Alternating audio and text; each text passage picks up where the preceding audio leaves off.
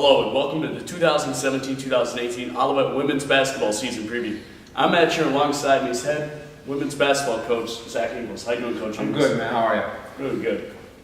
First question, Coach Ingles. What can Olivet fans expect to see for the 2017-2018 edition of the Olivet Women's Basketball team on the court this year? Well, the first thing is there's a lot of new players. We're excited about the recruiting class we have. It'd be a new brand, if you will, of basketball that we haven't, they haven't seen around here recently. Wasn't able to do last year because of the late hire. So it's an exciting brand of basketball with an incredible amount of new players and a new roster turnover. So we're excited to get rolling. Now, who are some returners on the team this year? We're really looking hard, at Erin Parrish, AP, senior captain. This is, going into her fourth year. She had an off-season shoulder surgery that she's recovered nicely from. So we're expecting AP to kind of be our senior leadership. She's not a returner, but Kadisha Taylor transferred from Marygrove, who's also a captain that we're expecting, some pretty big things from.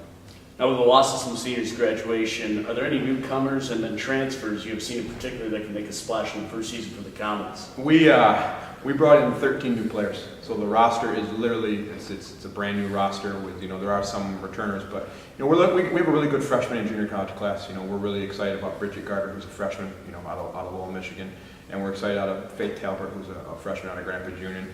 And we have some really good junior college transfers in Shannon Damon from Lake Michigan and Shawnee Dane from Lake Michigan. We're excited about what they've done, and we just, as long as we continue to improve and continue to work every day, I think good things can happen. Do you believe the mix of newcomers, transfers, and then some of those returners can lead to a lot of success both team-wise and individually for the Comets women's basketball program this season?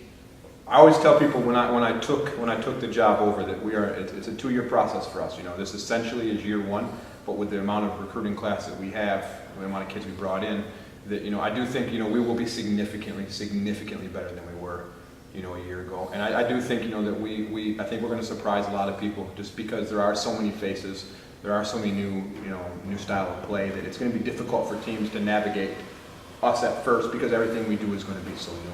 Now, on the practice jerseys for the Comets, the front reads "Runnin' Comets." What does this mean to the team, and how will it be applied on the court this year? Everywhere I've been, so I grew up in the 90s, so everywhere I've been, I was a die-hard UNLV Runnin' Rebel fan. So all that simply means is everywhere I've been, I've added running to everything. When I was in high school, we were the Vikings, we were the Runnin' Vikings. So now we're the Runnin' Comets.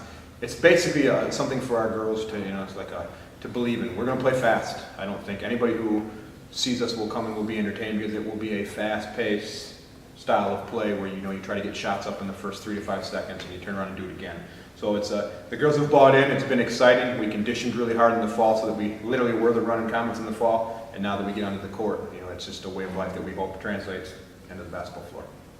Now, Coach, we saw the Comets finish 8th a season ago in the MIAA after being picked in last year's poll at 6th in the preseason poll. With the Comets picked to finish 7th in the MIAA this season, will this be any extra motivation for the team? Oh, I think it's always extra motivation, when you're quote unquote counted out, So I expected that poll to be where we're at. I mean, do I think it's where we belong? I don't.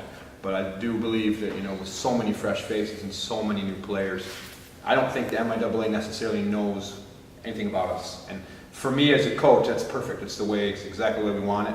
It's the way our girls want it. And we're going to build off of that we are slightly slighted, and we'll go from there. Thank you, Coach Ingles. Good luck this season. Thanks, appreciate it.